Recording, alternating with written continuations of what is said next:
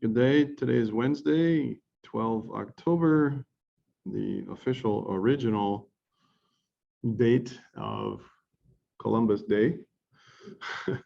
Used to be that no longer is no longer a holiday, right? So falls on different Mondays each year, but officially 12 October was the day. We asked you in the previous session, I don't know if you remember this, but we asked you to take a look at the most important points for business impact analysis in each of the components of enterprise continuity planning, or ECP, and how business continuity planning is considered like one of the four. So formally what we're seeing is that the whole process is essentially referred to as enterprise continuity planning. Business continuity planning is a smaller component of the entire process, right? And what we want to do is make sure we do cover the high points. I want to call out a couple of things here and then dive into our next chapter, right? So the goal here is to blitz this, get the content down. So there are all sorts of granular layers of detail with each one of these components. I may have a question or two about really important aspects of it. When you have business impact analysis, it's important to define what's called the scope. Everybody knows pretty much what plan, balance, objective, and follow-up tend to mean, right? But scope is one of those things that often causes a lot of trouble with regard to incident handling. When we talk about the scope of a business impact analysis, we want to know what areas of focus, what is the context, where does it apply? And quite often scope is an Achilles heel because the scope is often too narrow. Your authors don't say this. The textbook authors do not call this out as an interest. This particular thing I just said. But scope will bite you hard because a lot of times people start to define the scope and they tend to exclude certain parties of individuals. And then they find out the hard way, well, they should have been included in that impact analysis, right? So I just want you to be painfully aware that scope is one of those areas where you see a lot of errors. And it's one thing that you should clearly define upfront if you want to avoid needless errors. And you want to be as inclusive as possible. Where a business interest is concerned, you want to talk about every facet of the business interest. If it is a critical, mission essential, it's like a mission critical interest, you want to know, okay, which components of this mission critical resource should we include with our impact analysis? How about suppliers? Did I tell you about New Zealand? Did I not mention New Zealand? They were out of power for over a month, the entire capital city, Auckland, right? Because they didn't include suppliers for critical components in their power grid, and they lost something, and it was back ordered, and it was a specialty manufacturer, and all the other ones went out of business, right? So that's a good example of scope that bites you. Of course, there's a NIST special publication for business impact analysis, 800-34, right? It outlines all of this. I would advise, just for you, if you're interested in making cybersecurity one of your career interests, every time you see something explicitly mentioned for NIST in this course, you should go online like so. And I think I may have mentioned this before, right? Go online and you want to say NIST special publication 800 dash, and what were we talking about? 34. Now I want you to notice that I'm not typing in the revision number. Funny thing, Google will often prompt older, newer, subsequent revisions.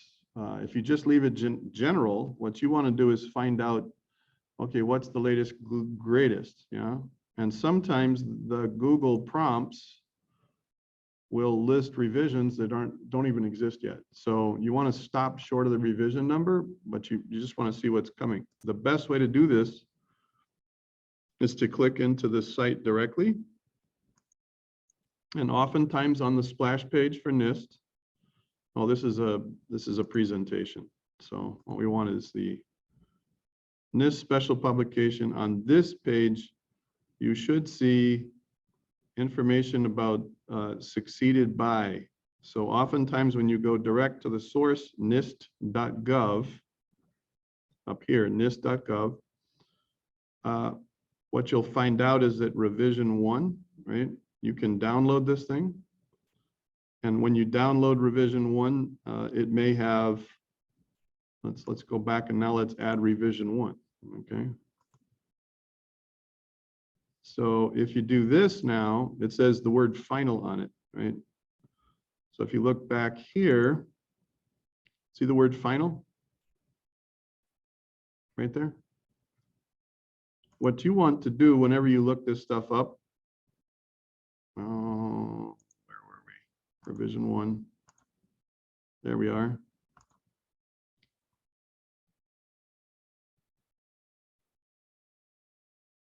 Everybody see the document history right here? This is where you find out which revision is actually the latest or current. That is very important. There's a lot of outdated information. We know that cybersecurity is a moving target. So when it comes to standards that people use to guide their local policies and procedures, which would be the organizational law or organizational requirements, the organizational mandates, right? Or this information is used for federal requirements, right? You can download it, and you should download it. Get your own copy. Apart from getting your own copy, one of the most important things you want to do besides downloading the copy, and I'm just going to go ahead and throw this in here. Oh, NIST 34, right? I already have a previous copy from before. One of the things I want to look at when I pull this up is the date. Does everybody see the date here? This is when revision 1 was published officially, May 2010. What year are we now? 2022. Why am I calling this out? It is important if it's important for you to collect the NIST special publications for given areas, it's equally important for you to do a little homework, go back. It's iterative, meaning it's a cyclical process. First, we search for the general special publication. Then we look and see what references pop up from the legitimate original websites. Then we go in and check the date. Then we go here and see like revision 2, revision 4, latest version, right? What is the latest version? Date last verified or updated, okay? So this takes us back. Even though the special publications date is 2010, now we come full circle. Now the rest of this information becomes relevant, right? So even though it was 2010, they took the time to do what? Go back, review, and see if there was a revision necessary. All right, and that's important. If you don't understand when it was last verified, what the original date of a revision is, those are things that can create problems, okay? Just thought I would mention that. All right, so let's get back to this. And any questions at this point?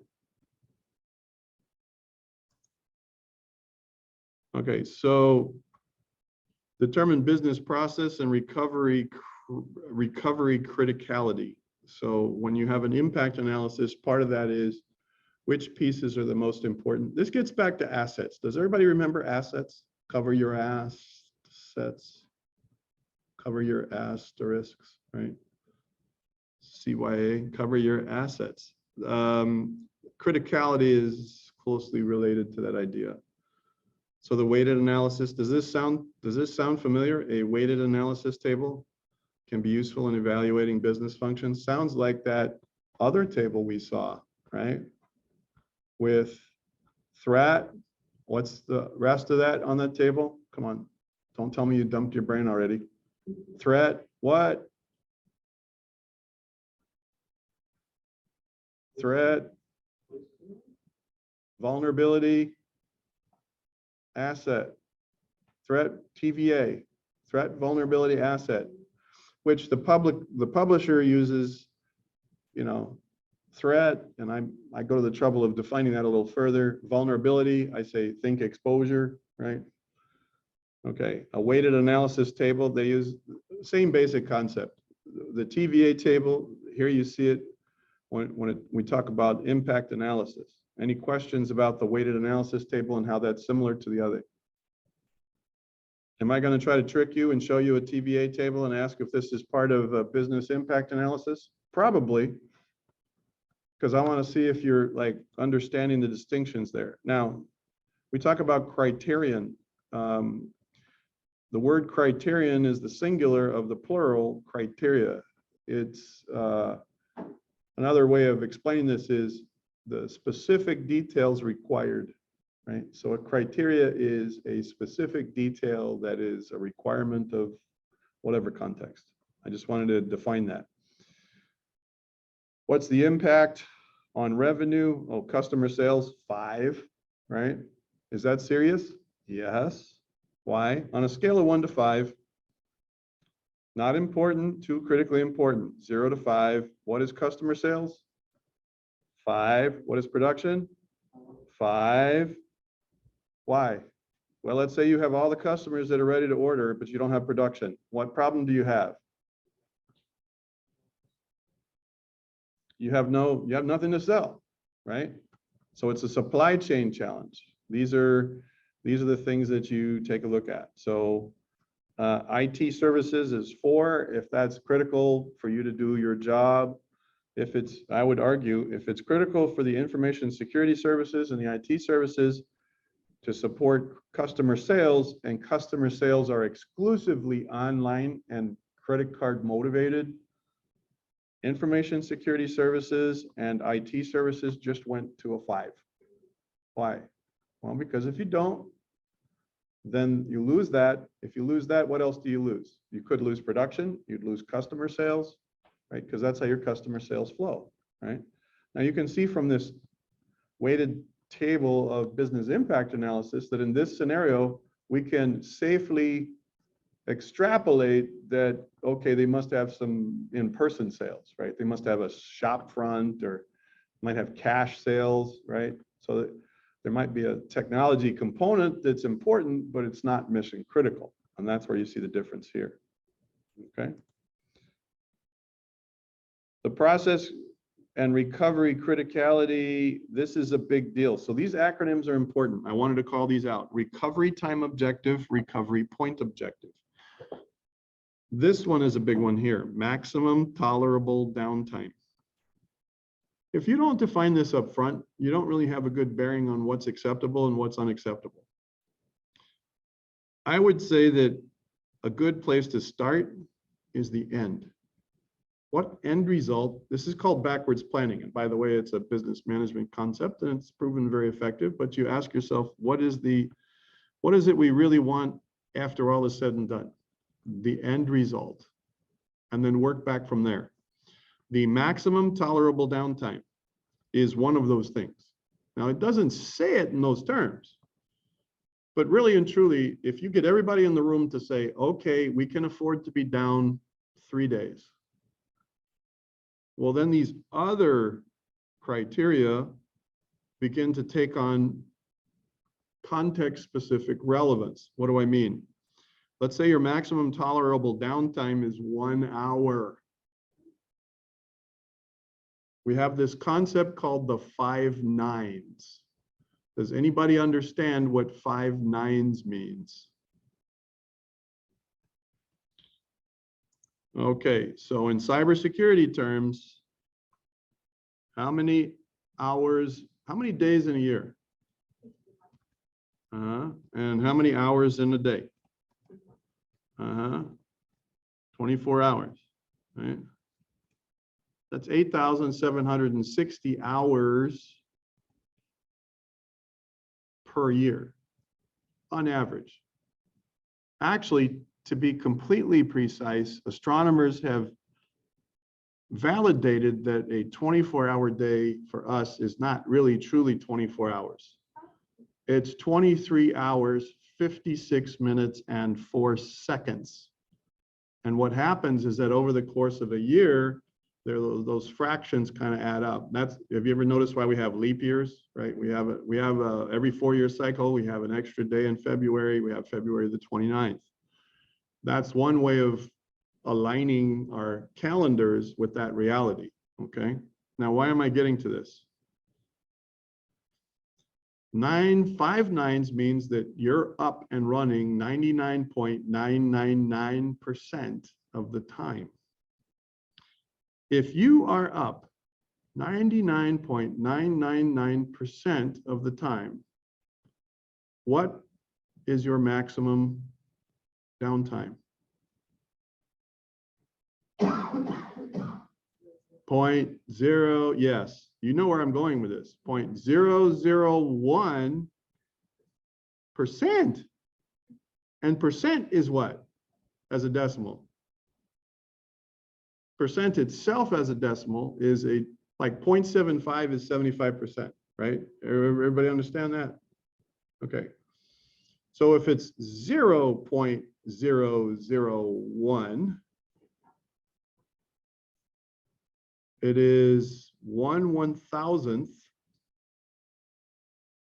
divide by 1,000 in a year. Companies that depend on their technology strive to operate with 5 nines. 5 nines means 99.999% of the time their technology, their infrastructure is up and running. Amazon, Google, right? 5 nines. What does that mean in practical terms? In an entire calendar year, they are down no more than how many hours? 8 hours out of an entire year. That's all you get. There are people who get fired if they don't meet that requirement. There are people who lose their jobs forever if they're in a mission critical situation and they can't keep the system running where the downtime does not exceed 8 hours. It doesn't reach 9 hours. 8 3/4 hours is when you go boom, right? Now, obviously, your location has a lot to do with whether or not 5 nines is a reasonable and appropriate expectation. I don't want to say anything about WAPA or our internet service providers in this context. But I think given the gold standard, 5 nines is considered the gold standard, okay? 5 nines is considered a gold standard where technology is mission critical. And that's not in your, they may mention that somewhere else in your book, but I just wanted to make sure we cover that. The recovery time objective is a criteria that is centered upon this concept of maximum tolerable downtime. What is your recovery time objective? Let's just say we have to recover so that we don't exceed the maximum tolerable downtime. Let's say that again. Ask yourself, is what Professor Kentop just described sensible?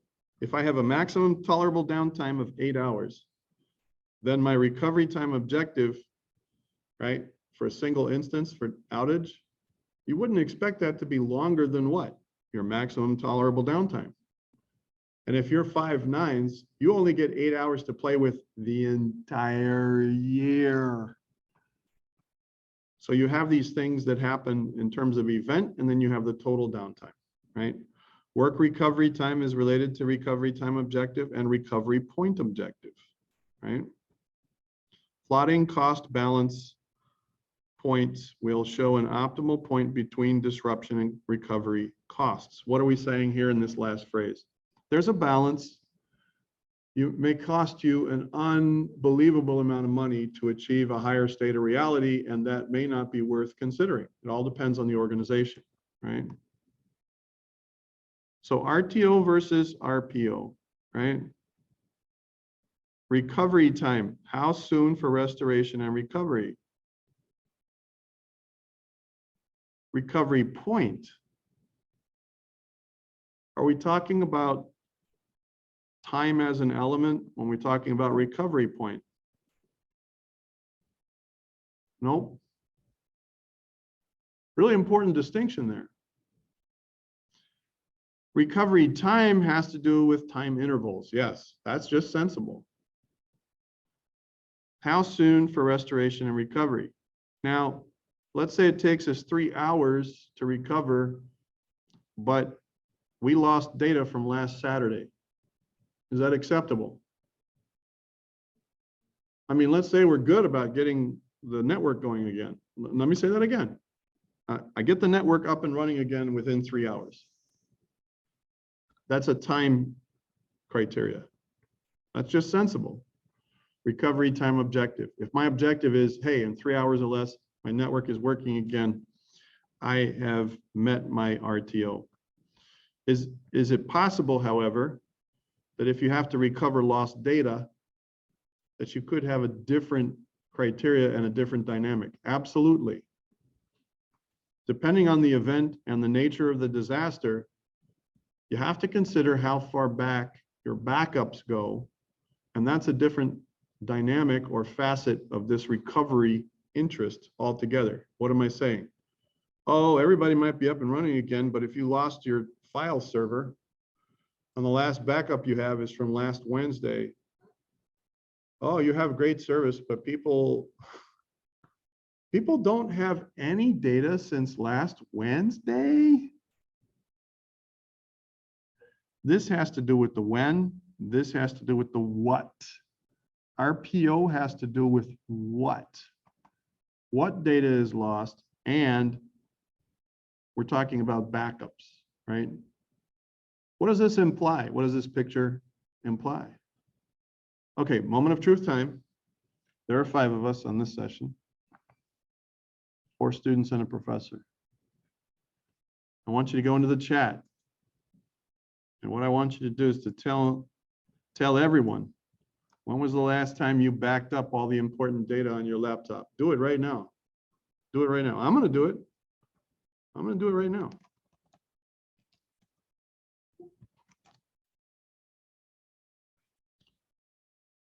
I'm going to do it right now. Okay. So far we're getting last month, 2 weeks ago. I love those posts where people are like, I'm not really sure. I don't know. I can't remember. Okay. So I can't remember either. Right. Now, here's the thing. Sooner or later, you're going to find out the hard way that a good backup is worth its weight in gold.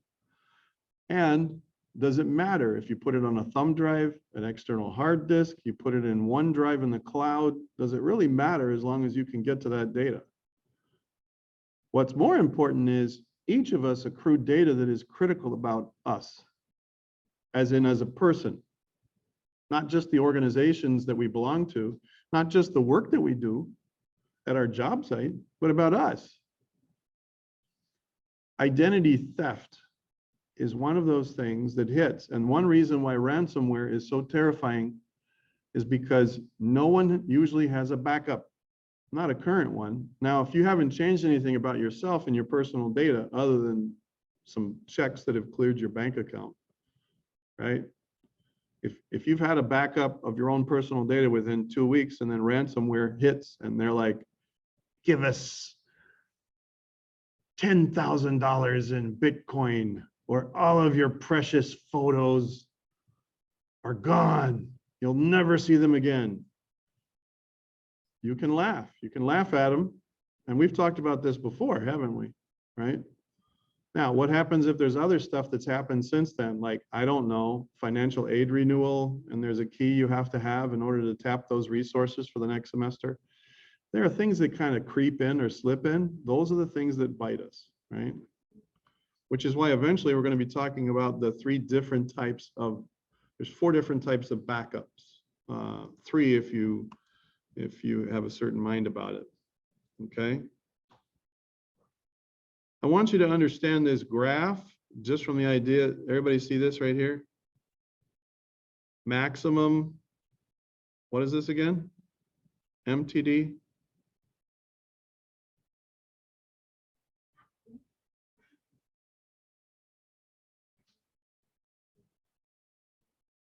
Did they flip the initials on this? Maximum tolerable downtime? Maximum tolerable downtime, right? Right, there's your RTO, right? There's your WRT.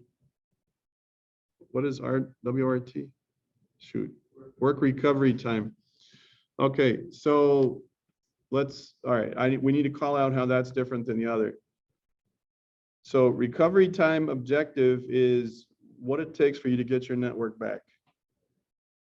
WRT is, okay, how long does it take me to make up the 3 hours of work I missed while the network was down? Let me say that again. My network's down 3 hours. And my network's down 3 hours and it takes me 3 hours to recover. That's recovery time objective. Everybody get that? Now watch this. After I get my network back, I'm operating with routine interests in addition to making up the 3 hours of work I missed back here. Put another way, the workday goes on. So when it resumes, what happens is that people are like, okay, well, I should have done this morning. When can I get to it? I have a customer right now. I can get to it after my customer. Does that make sense? So let's give you an example. Let's say that the power goes out and the internet dies at 9 o'clock in the morning, right here. And then it's resumed at 12 noon, okay? And as soon as you're back in business, hey, the flow of customers doesn't stop. You have to continue operating regular needs, but you also have to go back, if you're smart, and catch up with the stuff you missed.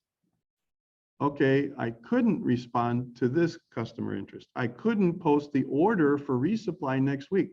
I couldn't finish that spreadsheet that's due tomorrow morning at 8 o'clock. Well, where do you get that back? You have to burn the midnight oil. See how this runs like past that point? Sometimes you gotta like stay late to get the report ready for I don't know if I'm making sense here. The reason that WRT takes longer than RTO is because in order for you to get what you lost caught up, we're assuming that, well, you have regular stuff you got to do in the meantime. This is where outages play hell on productivity. This is why network reliability, data access, that kind of thing, security is huge when it comes to keeping your efficiency tight. If you're always getting disrupted and you're like, okay, well, my stuff is down, come back tomorrow. How many times have you been told at a government agency in our territory, well, our system is down, you'll have to come back? Right? That's happened a couple of times since I've been here 5 years. I may not be able to come back the next morning if it's up, right? So there you have it. Cost balance point. So when you look at the loss of productivity, the cost of disruption, right? When we talk about that recovery time, we're talking about disruption where there's extra overhead. You have to, it's harder. You got to scramble to catch up and you have to take care of business, normal business. There is a disruption. What are you doing while people are double timing? while they're overclocking themselves. Well, they're not doing other things, right? There's a cost. It's called an opportunity cost. They're not doing other things they need to do. Cost to recover, tape backup, system mirror, and all this. What's a system mirror? It's a cluster. I don't have one Active Directory domain controller. I have a cluster of domain controllers. If you have more than one Active Directory domain controller, you have, in effect, a system mirror. All right. Now, the cost to recover a system mirror is huge. When you have tape backup, low-cost data storage, the cost to recover is very low. But look at the length of disruption time. Can everybody see this? So if you have redundancy, if you have a cluster of servers and one of the servers dies, nobody notices. You just keep right on going. There is no disruption. You're right on this line right here. Boom. Okay. There's a hiccup. Other than that, people don't know they're down. The length of disruption time is almost zero. But the cost of having 2 or 3 backup servers that can do the same thing that your primary server can do, that's expensive. So that cost is high. If I just use an external hard disk or a tape to back up to, that's very, very cheap. But if I ever have to use that to rebuild a system, it takes me a long time. It can take longer than a day. This just happened. I just witnessed this for an organization, a nonprofit organization, the 5th largest employer in the US Virgin Islands, right? And I saw that happen where external backups were really important and we used those, but it didn't happen. The recovery didn't happen overnight. So I just wanted you to be aware of the dynamic. It's a trade-off, right? You have more invested in that kind of thing. Information asset prioritization, that's part of business impact analysis. Identity recovery, resource requirements. Identify recovery resource requirements. It's all about discerning which resource requirements and recovery process are the most important. Prioritized. You see this word prioritized. Yes, we love tables. Our textbook authors love tables. And this is an example of a resource component table. So how is a resource table component table valuable? A lot of times people look at a single resource and they don't think of all the pieces that make up that resource. Does that make sense? Okay, so I have a point of sale in my store. That's the resource. Are there different components in that? Yeah, there's a credit card machine. Then there's a PC with a screen that shows. Then there's a printer. It's a receipt printer, right? You understand what I'm saying? Oh, but don't stop there. Hello. See what I did there? Don't stop there.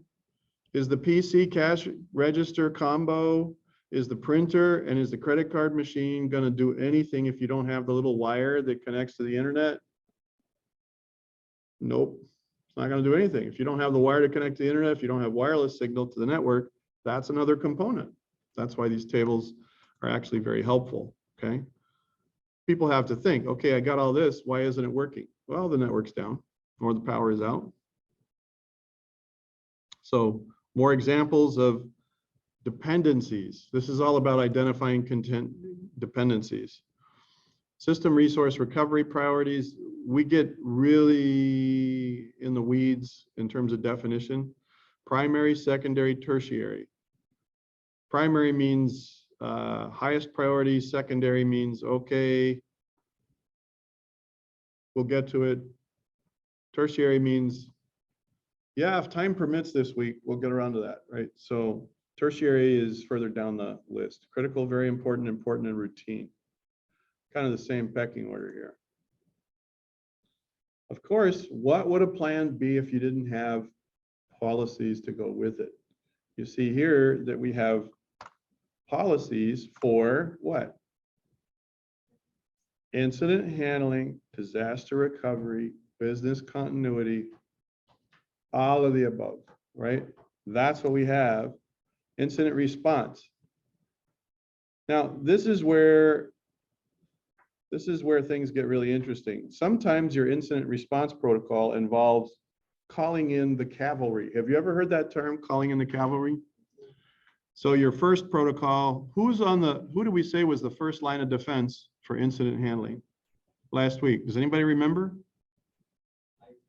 It's the IT shop. Yeah, it's end user support. They're the ones that typically pick up on a pattern problem that grows bigger and bigger, right? They're not formally trained quite often in incident handling. Usually what happens is you tag in an incident handler. The incident handler sees what's going on, and if they pull the chain, you go into contingencies. And if that goes worse, we get into crisis management, CM, crisis management. So it's kind of a sliding scale of doom. Does that make sense?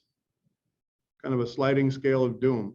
Your IT shop responds first, then the incident handler, then a crisis management team, right? In that order. Those are things that require a plan. Everybody has to know what the plan is and how it works. So you have an IT desk, and here's the problem. Is it possible that an IT staff member would not want to turn a thing loose in a timely fashion because they don't want to look bad, they can't solve the problem? I'm going to repeat that question. Is it entirely possible that an IT professional with their pride on their shoulders would hang on to a problem they should really refer to an incident handler because they don't want to look goofy because they can't solve the problem? Is that a thing? Absolutely. Happens every single day. And that can be the death of an IT person if they aren't careful. What are you doing sitting on this? The server just burned to the ground. You notice the fire truck in the back? What are you doing? Well, I'm still trying to fix this printer. It won't print for, the vice president the vice president needed a print job, but there's an escalation protocol everybody needs to understand. So that's part of the incident response process, and people understanding the process means you have to have policies and a plan and formal stuff and all this. Now, everybody see this? CSIRT? CSIRT. Computer Security Incident Response Team. You have local response teams, and then there is a national response team. There is a federal response team. I want you to understand that if you have a good plan, you have a local incident response team, but then when they're tapped out, they know to turn and call in the cavalry, right? They call in a local, regional, federal. If something is really serious and the services that your organization provide are important with like public health and safety, that kind of thing, you call in the cavalry. You know there's a NIST manual for this, right? You know where I'm going next? There is a NIST manual for all this. Of course there is. And look, this is our last slide. We'll stop at slide 32. And then we'll finish up on Friday.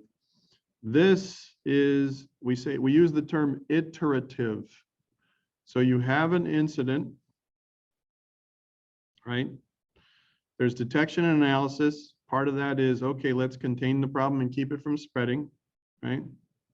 So there's this loop, and you keep detecting and analyzing until it disappears. But there's a bigger loop that most people miss. Here's the takeaway for this diagram. What's supposed to happen after an incident is this lessons learned. It's often called lessons learned. If you don't have lessons learned after an incident, you don't have effective incident handling. They call it post activity. Some people call it post-mortem. The patient died. What happened, right? Why did it happen? This is what coroners do. In digital or cybersecurity interests, the post-incident activity, you learn from this loop right here, and then you go back to where? Preparation. You refine your incident plan, your policies, what you do to prepare to train people to watch for it. If you don't Learn, if you don't take lessons learned and translate it into new preps and revising the plan, you never get better. This is a waste of time. It looks good on paper, but your stuff will burn to the ground around your ears, and people will know that you are an incompetent idiot because you know how to have flashy, colorful slides, but in the real world, you don't take care of business. This is where we take care of business. Just as what other thing is an Achilles heel of incident? What do we say at the beginning? Let's go full circle. It's an S word. People make really big mistakes when they start the whole process. Scope. Yeah, the beginning of this class. I'm sorry, yes, beginning of this class. Scope is an Achilles heel. That's on the front side of this. On the back side of this, lessons learned. If scope, defining the scope is an Achilles heel, a critical flaw, a fatal error on the back end, not if something bad happens, something bad will happen. When it happens, if you don't do this part, this is the after. So think scope is the critical weakness, the Achilles heel on the front side, planning wise. On the back end, after something happens, you don't do this and you don't go back and change your plans. And what? Maybe you expand your scope because something happened that was totally outside your scope. And in your lessons learned, you realize we weren't even looking for that. We didn't even have a plan C. We didn't even see this coming. So what do? We change our scope, we change our policy, we change our plan, we change our training, we change our awareness, we change our incident handling protocol. That's the preparation part, so that this cycle gets less and less vicious. Otherwise, you just spin around like somebody stuck your head in the toilet and they're giving you a giant swirly and it doesn't end well. I know that's a very kind of awkward comparison. All right, have a good day. Thank you for joining us. Tune in on Friday. Any questions for now?